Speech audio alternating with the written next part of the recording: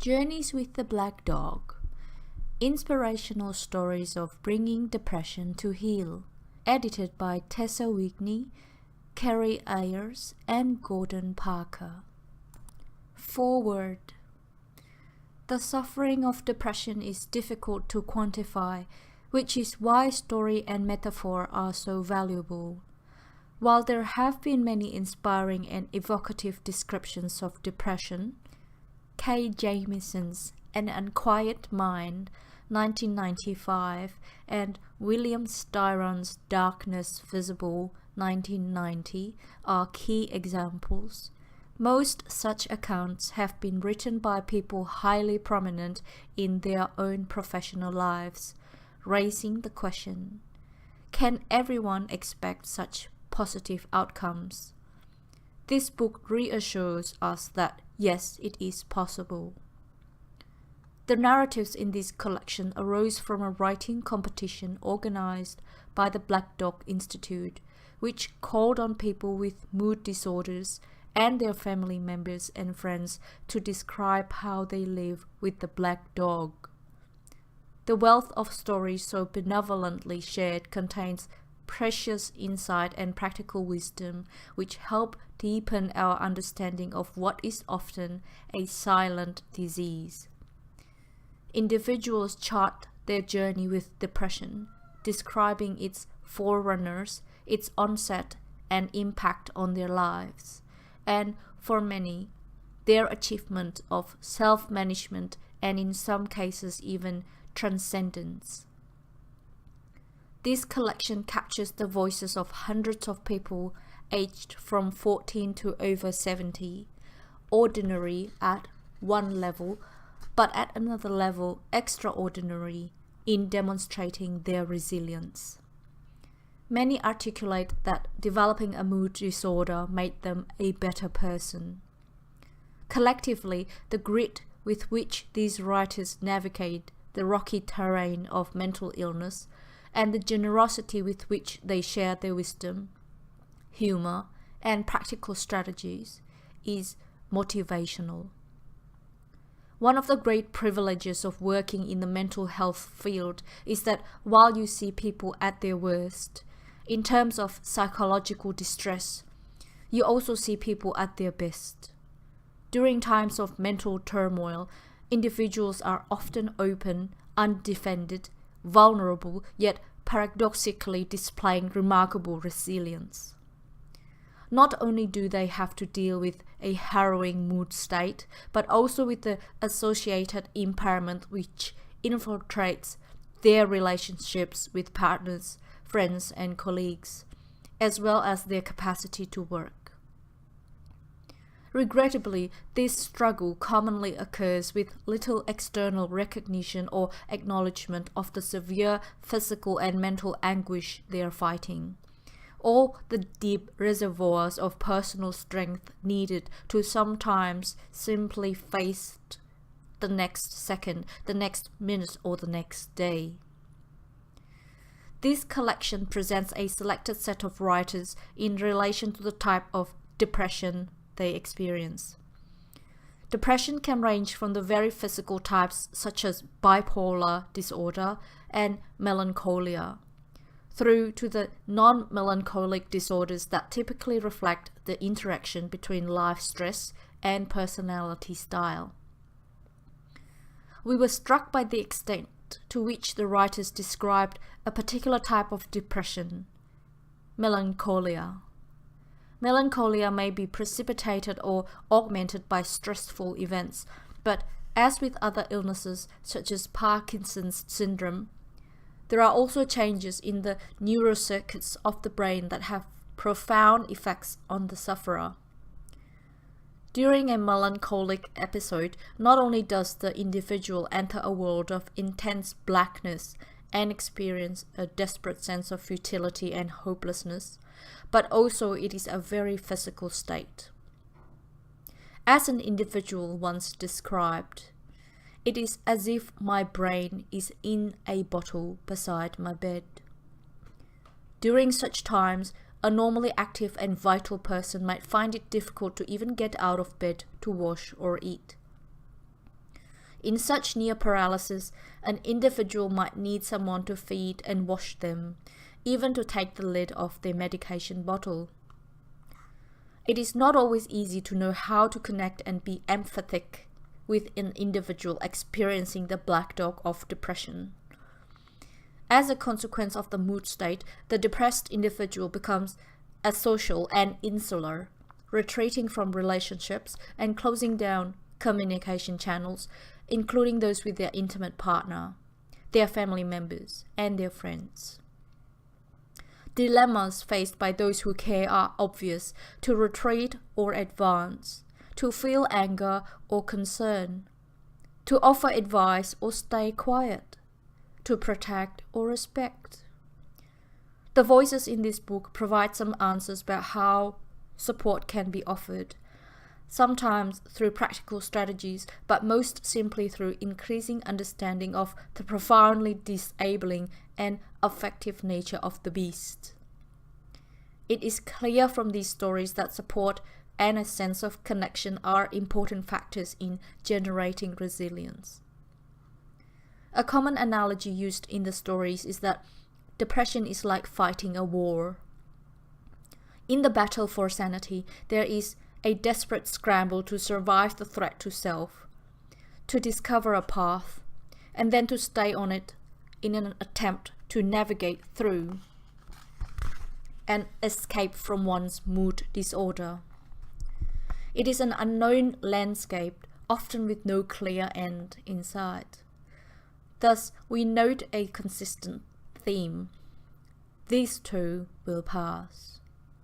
For many, these 4 words have become a mantra, an integral part of the coping repertoire for both sufferer and carer. This realization, in concert with appropriate medication, professional help, and social support, can help counter the sense of profound isolation, hopelessness, and negativity that is depression. Reminding the individual that the state is not permanent and that they can once again regain their balanced sense of self. Participants felt they had personally gained through writing their story. For some, this was the first public admission of having suffered depression, and they were surprised to find that setting down the shape of their ordeal was therapeutic. This collection reveals there is no one correct way. Yet, taking up responsibility for one's own pathway through depression was almost universally quoted as the first stage in learning to live with the illness, including for many a recognition that the black dog was likely to be a companion for life. We hope you will be inspired by the fighting spirit that grounds so many of these voices. The traveler who looks immediately behind sees only the dust of the journey. The traveler who looks immediately in front sees only the next footfall. And the traveler who looks all around sees the trail as it winds from valley to hill, sees the sky at day and night, sees the creatures, plants, and land, and sees a reflection in the stream, and sees as far as the eye can see, and thinks as far as the mind can dream, and feels as deep as the heart can be. Laikibi. Chapter 1. The Landscape of Depression. Introduction to the Illness. On a moonless night he comes, the epitome of malevolent darkness, stalking his prey with the endless patience of a predator, glowing yellow eyes, gazing ever watchfully at me, seeking a weakness, hypnotic eyes, second-guessing every move. Following, ever following, slip and he strikes, ready and willing to tear out my throat. Invincible he appears, powerful haunches, razor-like fangs, framing a long muzzle. A blood-red tongue lolling in a spiteful sneer, a powerful body, black shaggy fur matted with blood. His battle trophies he wears with fierce pride. I can never be fully rid of him, for he will always be there, lurking in the back of my mind, ready to strike. All I can do is lengthen the time between his attacks. It is often very difficult to understand how depression feels if you have not experienced it yourself firsthand. Most people with a mental health problem will say that the experience is virtually indescribable, that the pain is incomprehensible, that there are simply no words to adequately explain it. This attempt to explain the nothingness, the darkness, the pain and despair seems to fall drastically short of the indescribable horror of my self-despised existence. The isolation between sadness and total despair were the parameters in which I functioned. How could anyone understand? I couldn't understand. I had become the black dog's dog. That is why metaphors are so often invoked, to provide an image that will help others move a little closer to understanding the suffering inherent in depression. I walked the path of emptiness with despair, my loyal companion, struggling through a sopping mud pit that sucked at every morsel of my energy I possessed. It was a numbness that hung over me like a stinking skin of rotting flesh, putrid and decaying with the deception of each dawning day. I loathed every breath of my existence. I felt besieged. It felt like my head was a hellish prison, a gloomy and frightening labyrinth alive with relentless, malevolent beasts, like someone had taken out my brain and put it back in sideways. Of course, pain is a very subjective experience, no matter what the illness. But what is not often understood about depression is that the suffering goes well beyond the physical realm of insomnia, loss of appetite, and low energy. Depression infiltrates your thoughts and takes over your mind. It distorts your senses as well as your perception of the past and the future. It is a state of excruciating isolation. It fuels the most negative emotions, excessive guilt, disabling sadness and despair, and crippling self-hatred. At its worst, it can hijack your most innate survival mechanism, the drive for self-preservation. To put it plainly, for most, depression is a living hell on earth. Deeper and deeper I fell into the black pit of hell, tumbling down in a blacker than black bottomless pit, devoid of doors or windows. Hell on earth, a living nightmare. However, as these stories illustrate, in most cases the sufferer's sense of self, agency, and future optimism can be restored with the right diagnosis, help, treatment, persistence, support, and healing strategies. Depression has long been an illness shrouded in a silence that has bred misunderstanding, fear, and shame. Only by encouraging discussion and being willing to listen and share personal experiences can we hope to generate a discourse that will help demystify the condition. Through the richness of these stories, we gain insight into the world of suffering that is lived depression, an invaluable perspective that will help develop a more compassionate understanding. Each day was like having to drag your own shadow around behind you, heavy, weighted, leaden. The accounts collected here create a multi-dimensional view of the experience of depression. In piecing together these vignettes, we aim to capture the essence of what depression feels like in order to fully represent the depth of suffering involved in coming to terms with such a disabling and often misunderstood condition. Indisputably, however, in seeking inspirational stories about how people cope with depression, a certain type of depression account has been privileged. We are therefore conscious that this collection is biased towards those who describe a positive resolution to their depression story, a focus which, it could be argued, fundamentally opposes the very nature of depression itself. One writer read the tide and swam against it. I'm not going to be cheerful or optimistic about depression. I'm not going to fabricate a worthy tale of recovery which ends with an uplifting thought. I have no story of how I am grateful that depression has given me insight. This is not an inspirational story. This is a story about why inspirational stories do not help, how they do not speak to me, how they alienate me, exclude me, tell me I do not belong in a discussion about something that is intrinsic to who I am. There appears to be a dissonance between the possibility of redemption and recovery, and what people actually say about their experiences and their despair. What does it feel like for someone who is depressed to encounter these stories?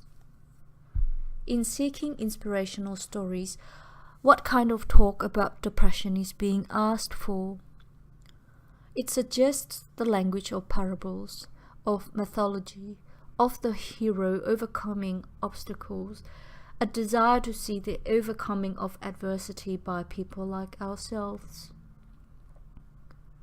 There is a need for discourse, but there's also a need for stories which are not uplifting, which express hopelessness and what depression is actually like. Stories that are not addressed to someone who is not depressed.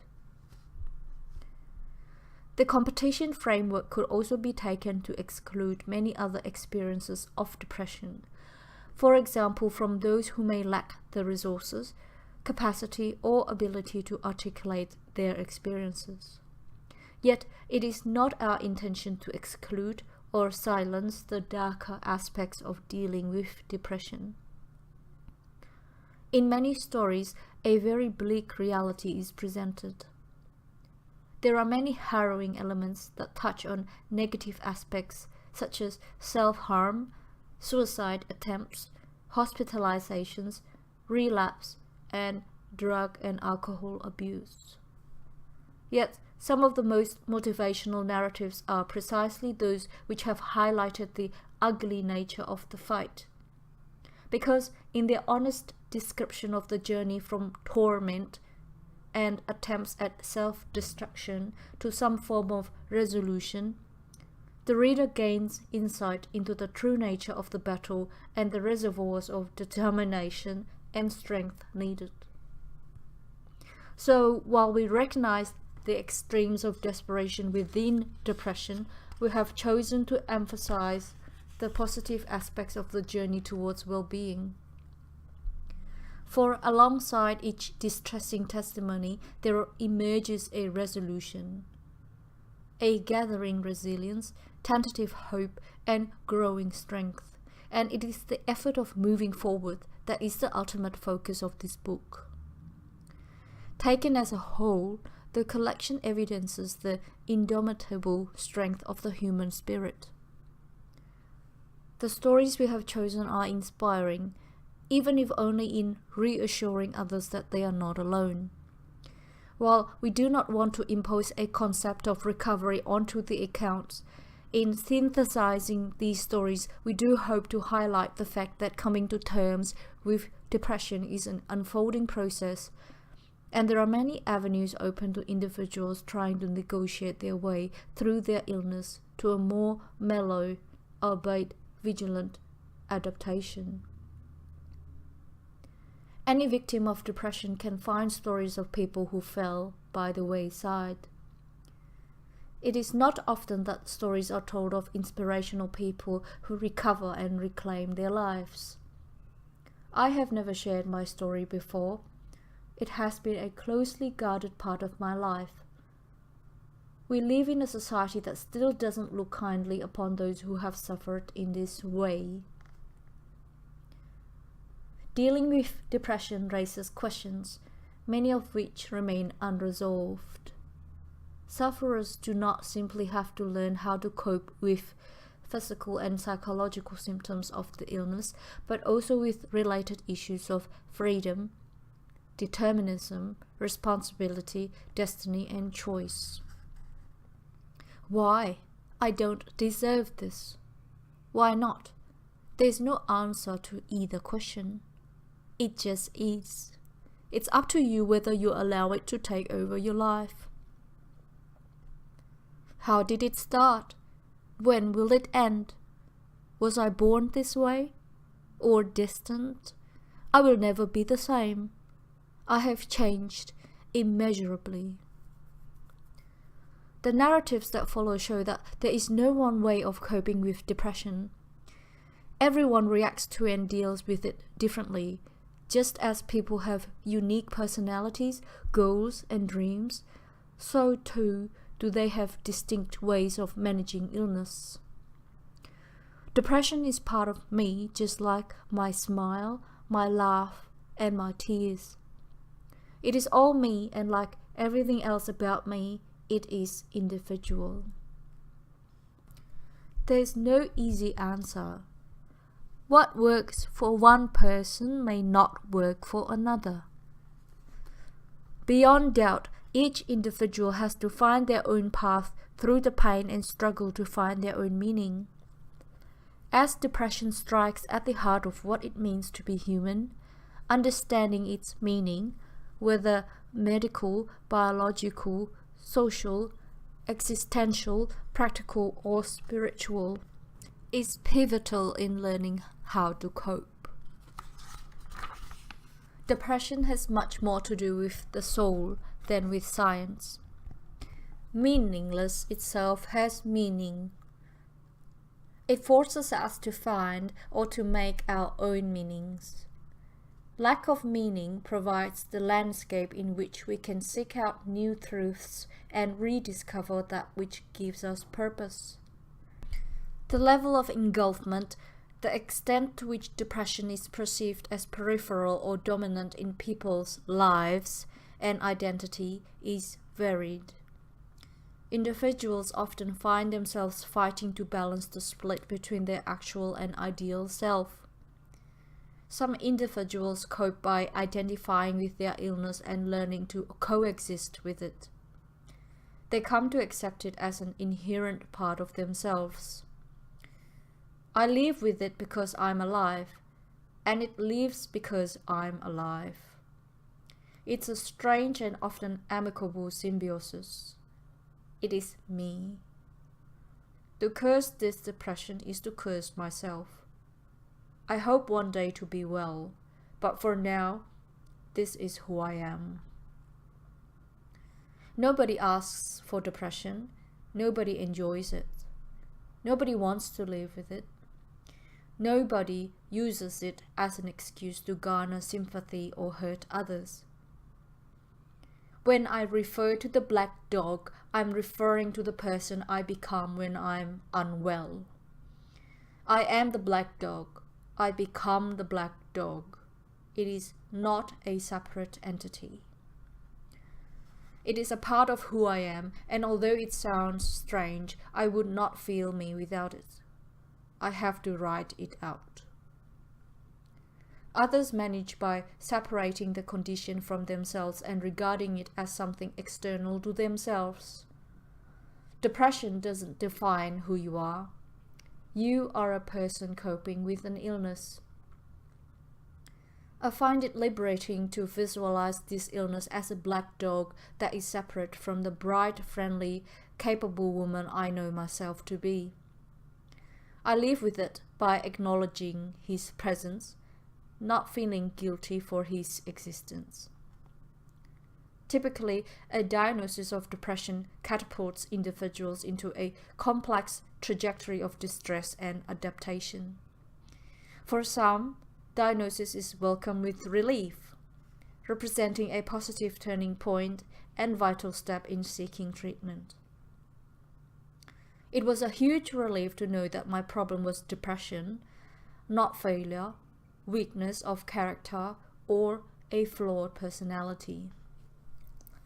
For others, diagnosis is the trigger that turns their world upside down and threatens their entire self-concept and sense of coherence. The diagnosis shocked me. I did not believe it. I'm not the sort of person who gets a mental illness. I'm in control of myself. Surely the doctor has made a mistake. I don't have time to be ill. A common thread that runs through these stories is one of the loss and grief.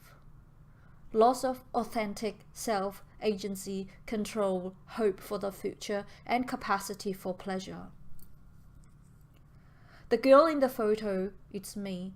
I remember her, but she seems like someone I loved, but lost, and now grieve for.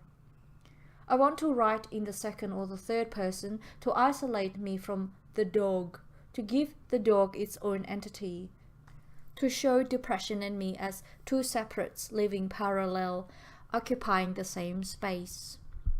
I can't.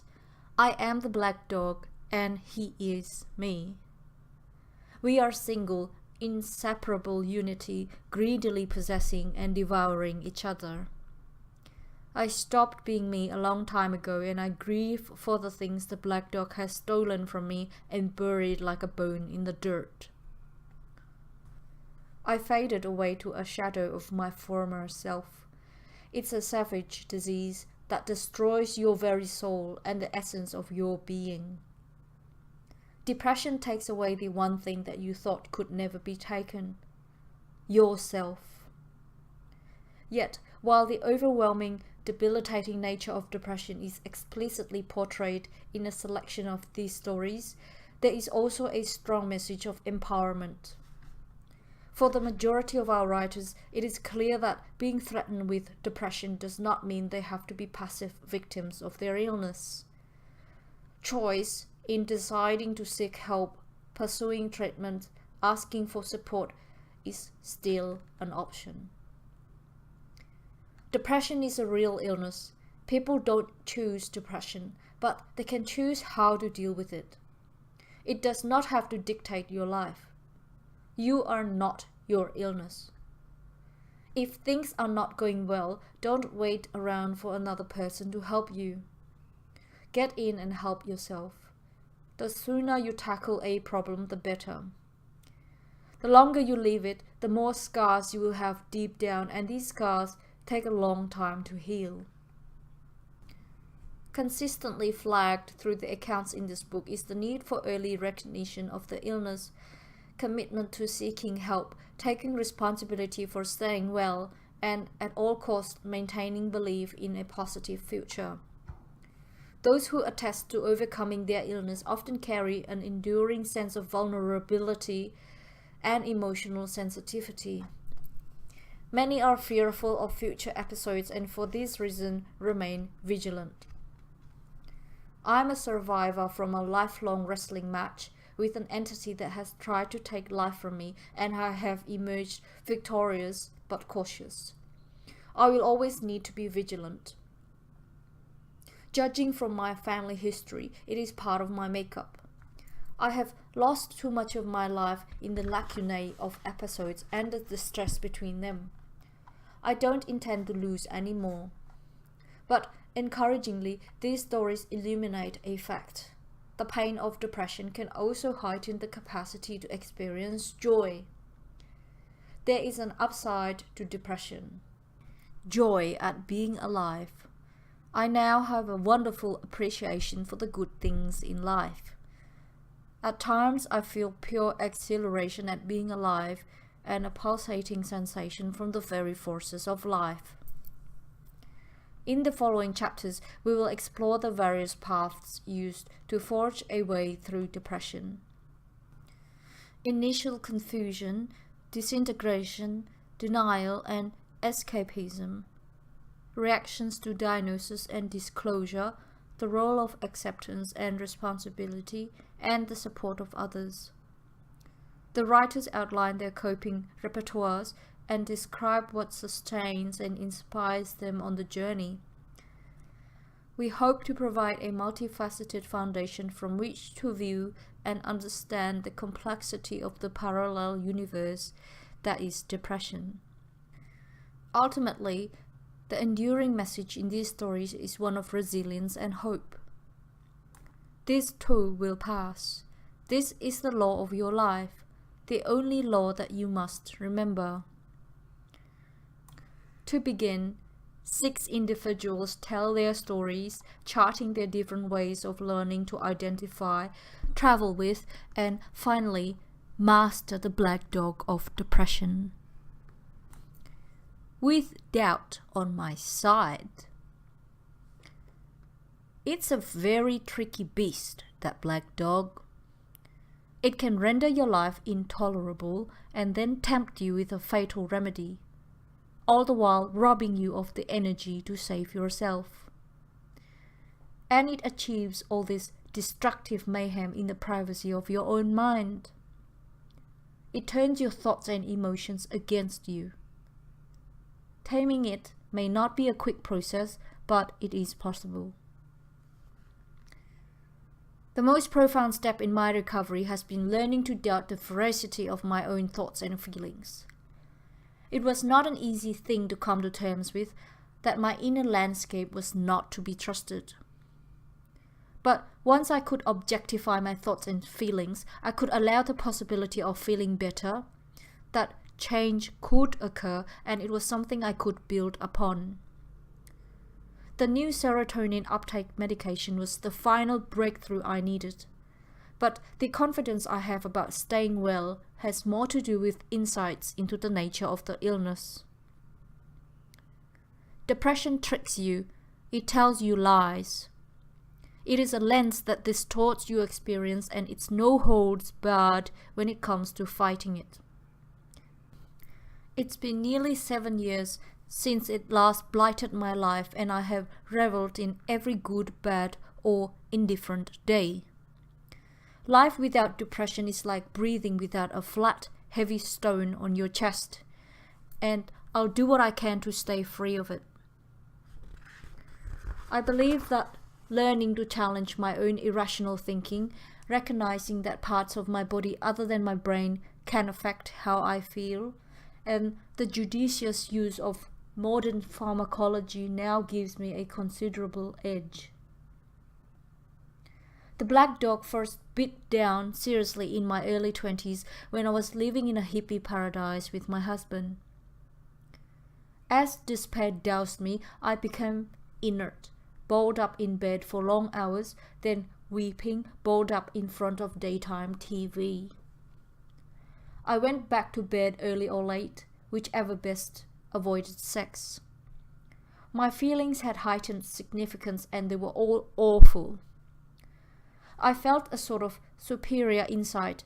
I could see how pointless and futile life was. Why didn't anybody else get it? I made the sexual dysfunction a cause to seek help. I got genuine concern and sedatives at best, dismissive indifference at worst.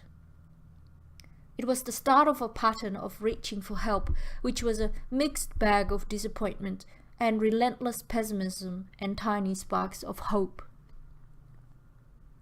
Over the next 2 decades, the black dog turned up many times.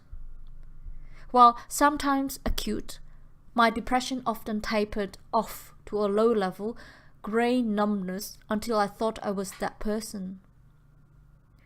Woven through all that was a sort of black romance with suicidal ideation. I planned and imagined, researched and obsessed. Only twice did I take any step towards action, and I pulled up well short of danger both times. But wanting to be dead was a regular part of my inner landscape. Whenever I became overwhelmed with melancholy, with deep immobilizing despair, my thoughts got busy making sense of it all. There was always plenty of grist for the cognitive mill, as my life usually provided enough material to work with. Relationship breakdowns, past hurts, an indefinable sense that there should be more. And if that wasn't enough, there was always the state of the world. Plenty to despair about there.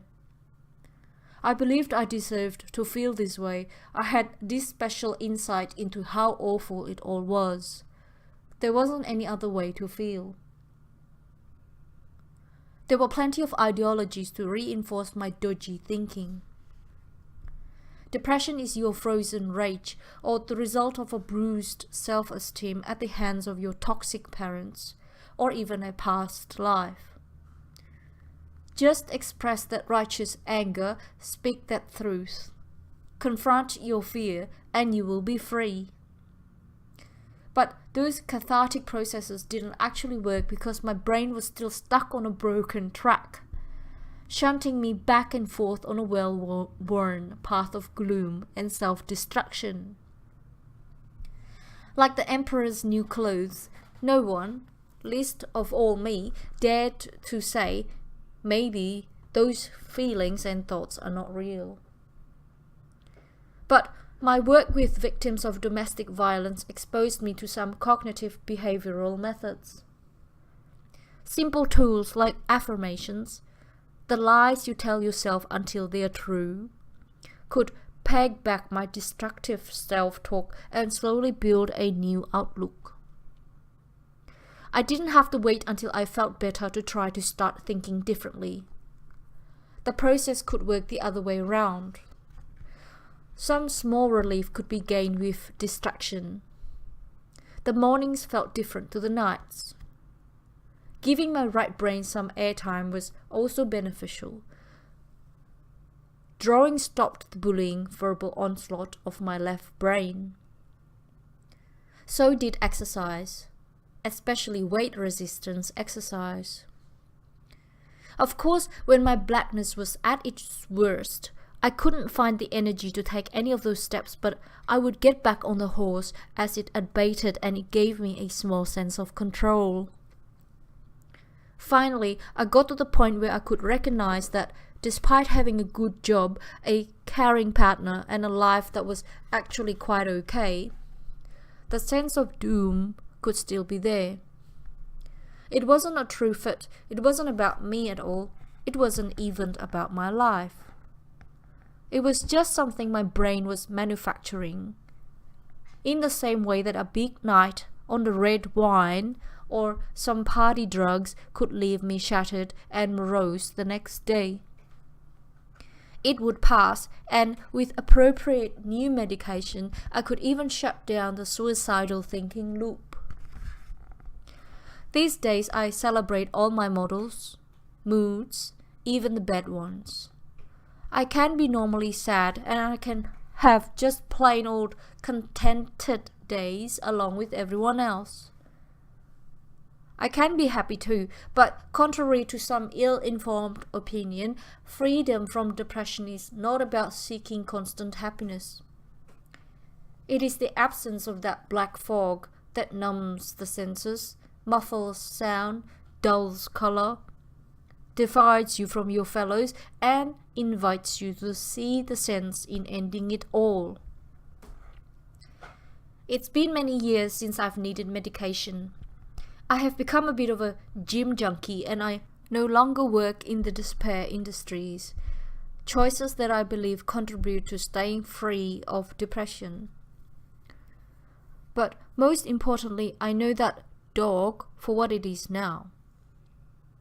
If its subtle working started to bite into my inner landscape, I would ramp up all my efforts to expel it, including seeking medical help. I don't deserve that pain. No one deserves that pain, and I won't give in to it without a fight. And I'll win because I know that its toxic whisperings are delusion. I have doubt on my side. The D Club. I'm the perfect party guest. Put me anywhere and I'll energize. Sit me next to the nerd and we'll be digitizing computers and code.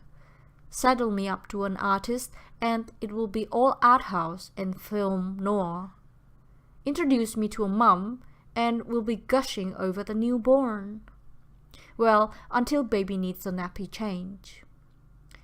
Yup, I am an energetic kind of guy. I'm into things. All things. Passion is my mantra. Be passionate, be proud. It's cool, it's sexy. What's more, people respond, I ask questions. They give me answers. It's like I have a truth serum aura or something. My intuition is strong. It is real. It is instinct. It is David Beckham. Well, now that you have my RSVP profile and we're on intimate terms, I can tell you a little secret. A kind of friend for life, confident, I trust you a whole lot secret. I'm not always the bundle of kilowatts you see before you.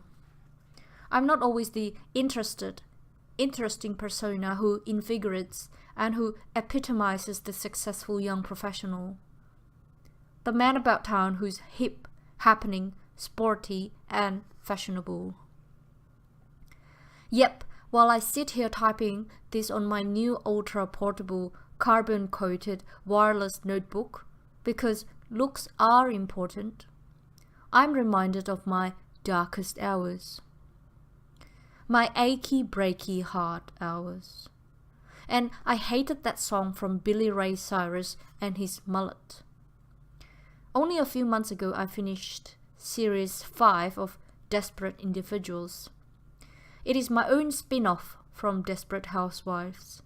Except with a limited budget, there were no major co-stars or Wisteria Lane. Just a cast of 2, with my sofa taking the supporting role. Truth be known, my sofa deserves an Oscar. An Oscar for the best supporting furniture in a clinically depressed episode. My sofa does what it always does when I'm alone in my depressive mindlessness. It cradles me, protects me, and warms me. We've become quite acquainted over the years since my late teens. We hide from the phone together, cry together, and starve together. Ain't that a shit? I have a relationship with a couple of cushions. At least they cushion me from a world I can no longer face, expectations I can no longer live up to, productivity that has left me behind. It makes for good television because my life as a depressive is today's TV. It is 100% reality.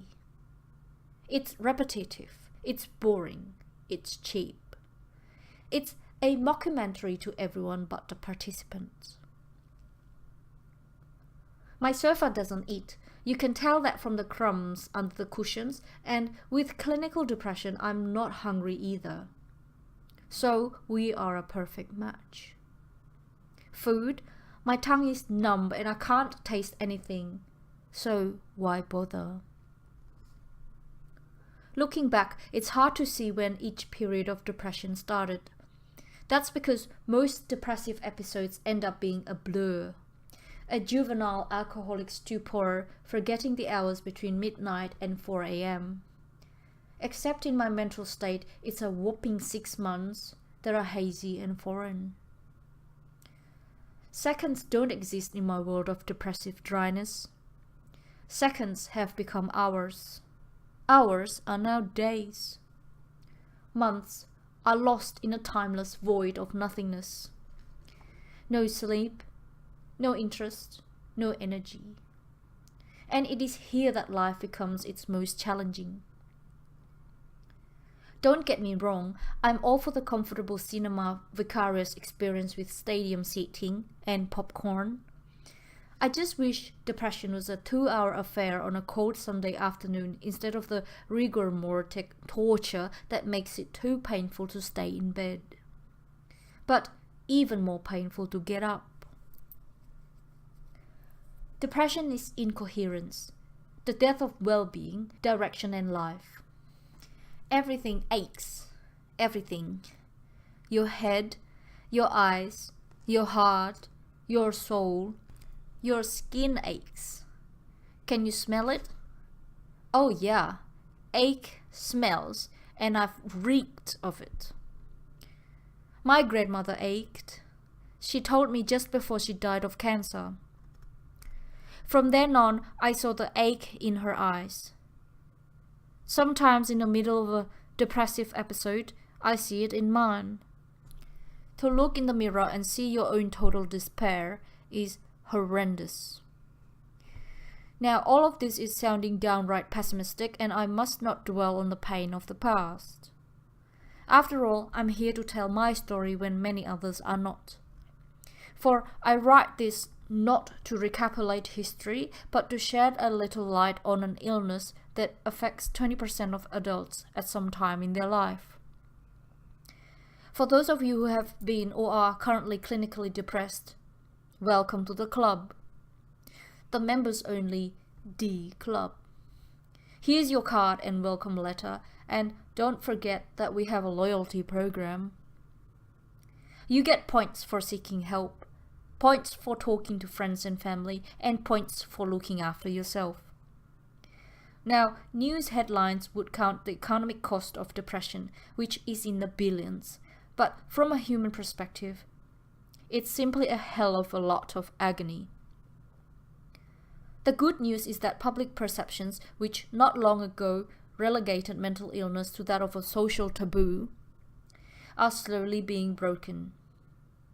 Courage, dignity and honesty can be used to describe Western Australia's former Premier, Dr. Jeff Gallup, who detailed his depression at the start of 2006. Here's a small excerpt. It is my difficult duty to inform you today that I am currently being treated for depression. Living with depression is a very debilitating experience, which affects different people in different ways. It has certainly affected many aspects of my life, so much so that I sought expert help last week. My doctors advised me that with treatment, time and rest, this illness is very curable. However, I cannot be certain how long I will need. So, in the interests of my health and my family, I have decided to rethink my career. I now need that time to restore my health and well-being. Therefore, I'm announcing today my intention to resign as Premier of Western Australia. Stories like Dr. Gallup's allow more of us to talk about how depression can affect our health, jobs, families, partners, and friends. It's not a sign of weakness to express our inability to function mentally. It is in fact a sign of courage, openness, sincerity, and trust. It is not unusual for those of us who are suffering from depression to feel guilty, as if we have somehow brought this illness on ourselves, that we are weak, it's all in our head, or that we're somehow protecting those around us by hiding our mental paralysis. Truth be known, so many of us are lost in today's frenetic lifestyle that we don't see the signs of unhappiness and helplessness in our loved ones. Sometimes it takes a meltdown to even see it in ourselves. But it is only through acknowledging mental illness that we can get treatment and start to finally feel better. Who would have thought that asking for help would be so hard? For someone suffering from clinical depression, just to talk can be exhausting. During my last episode, I had repeating visions of falling asleep on my grandmother's lap, because there I could forget the worries of my world. Memories of her gentle hand caressing the back of my neck are safe and warm. A simple gesture can mean so much. Today, instead of my grandmother, I have dear friends who offer to cook, clean, wash, and care for me. They fight my fierce independence and depression-induced silence, with frequent visits and constant dialogue. Their lives have not stopped. They don't feel burdened and they have not moved in. They're now simply aware that I have a mental illness and we are closer because of it. I too have taken responsibility to seek assistance from qualified medical practitioners. Don't get me wrong, taking the first, second and third steps to get help from a doctor can be traumatic. It's not easy admitting that you're not coping with life. And finding a physician who you feel comfortable with and antidepressants that work can take time. But I am a testimony that you've got to stick with. And so, as I sit here and start to daydream as I look out of the window, I'm reminded of a recent time when I lost my ability to sing, to share in laughter, to swim, to eat, to talk, to enjoy, when waking up was just as difficult as going to bed.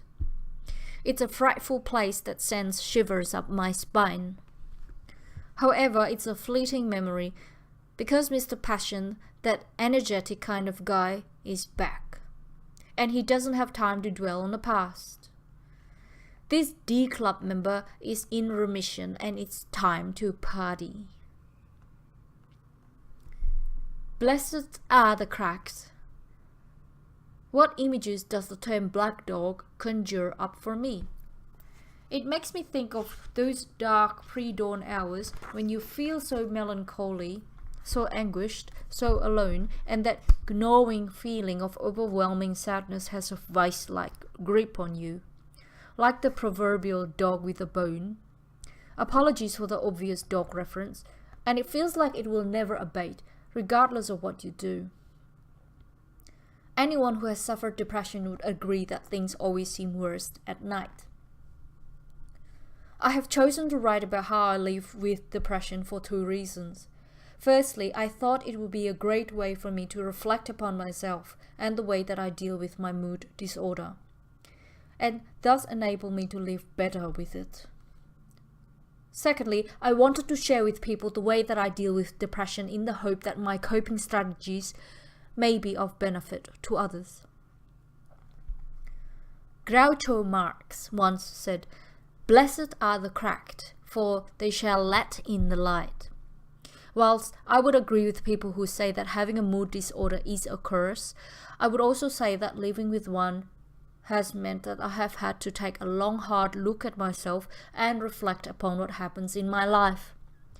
I feel that this has resulted in me in knowing myself better as a person than if I did not have a mood disorder. I find that I need to regularly take a step back and reflect upon my life and where I'm at in order to keep myself on track. This is certainly not an easy task, but with time, patience and treatment, it is an invaluable asset with which to maintain a good mental health. I'm 29 and was diagnosed with a clinical depression 9 years ago. A year later, I was diagnosed with bipolar 1. I have 2 university degrees and a graduate certificate and have worked for 7 of the past 9 years. For the other 2 years, I was on the disability support pension. I have been hospitalized during both depressive and manic phases. Currently, I'm holding down a very responsible part-time job, own my car, and I'm paying off my own home. For the purpose of this writing, I will discuss specifically how I survived the lows as opposed to the highs. A long time ago, I learned I'm better off to focus my energy on living well with depression rather than trying to fight it. Don't waste valuable time and energy trying to defy your diagnosis. Having a mood disorder is not a sign of weakness or character flaw. Be kind to yourself, try hard to accept your diagnosis and work out what you need to do to coexist with it. While trying to compose a list of the strategies, I used to live in harmony with the dog. A list of things came into my mind that one should not do, even if they seem like a really good idea at the time. Things I don't do when I'm unwell.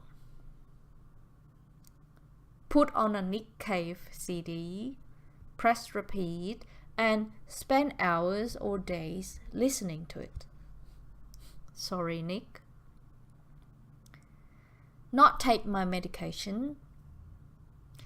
Take my medication and wash it down with Jack Daniels. Overindulge in recreational drugs. I rarely touch these now as I find they cause me more grief than pleasure. Do nothing.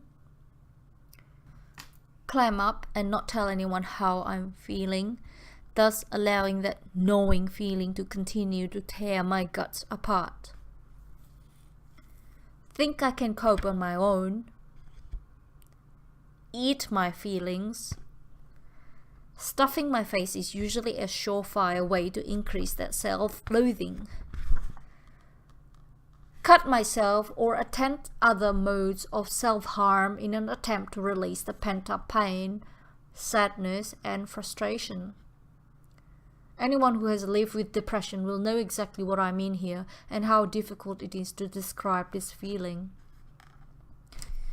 So if these are the things I have learned the hard way that it is not advisable to do in order to live harmoniously with a mood disorder, then what do I do that is positive to live with depression? I have chosen to separate these into two categories.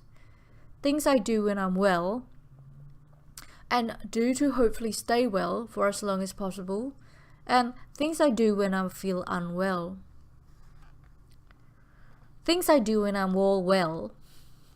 Invest energy in learning about my mood disorder.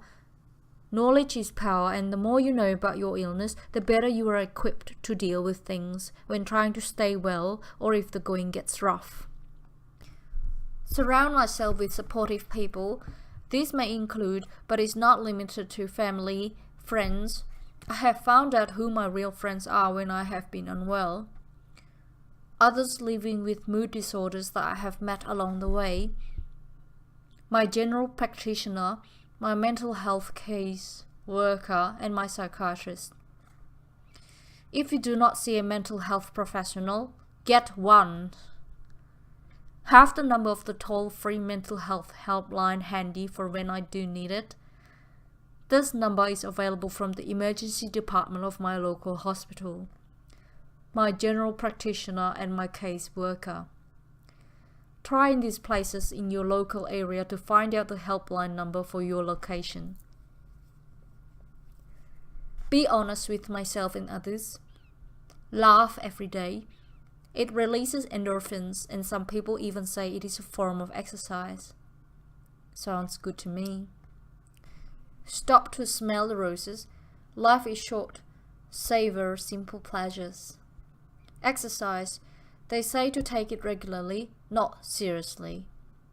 Get behind advocacy groups who provide support and information on mental health issues and who do important work in helping to deconstruct the stigma surrounding mental illness that sadly remain prevalent today. Don't say, "I'm never going to be unwell again." This leads to you beating yourself up badly when you do hit a bump in the road. Things I do when I'm unwell or feel that I'm becoming unwell. Talk to someone. Much harder than it sounds, I know. Picking up the phone at 3 in the morning to talk to someone is better than cutting your wrists.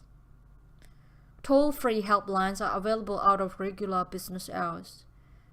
If it is during the day and not at the witching hour that I feel I need help, I get in contact with whichever of my support people seems the most appropriate at the time.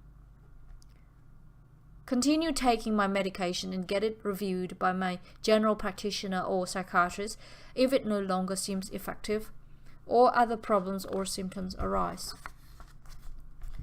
If I find myself contemplating downing every pill in the house, I give all but what I need for the day to a trusted friend or relative. However, I find that if I'm at this point, I really need help from a health professional. I have been admitted to hospital when feeling like this. It is so important to make a promise to yourself that when you are well, you will continue to do all of the things you did during your recovery and that you promised yourself you would do to maintain your balanced state of mental health.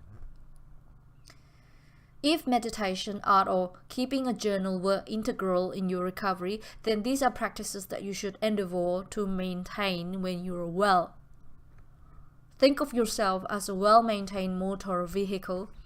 Regular servicing hopefully means that you are not going to overheat on the highway. These strategies are not gospel. They may not be all that the experts recommend, but they work for me. Hey, I've got battle scars, but I'm still here. If by sharing the way that I live with depression has been of some help to another person, then it has been worth it. This exercise has certainly assisted me to reflect upon myself. To sum it all up in one word, talk. Talking with others when you are well about depression helps others to learn about it and break down stigma. Speaking up when you are unwell will help you get the assistance you need to recover and make the most of your life.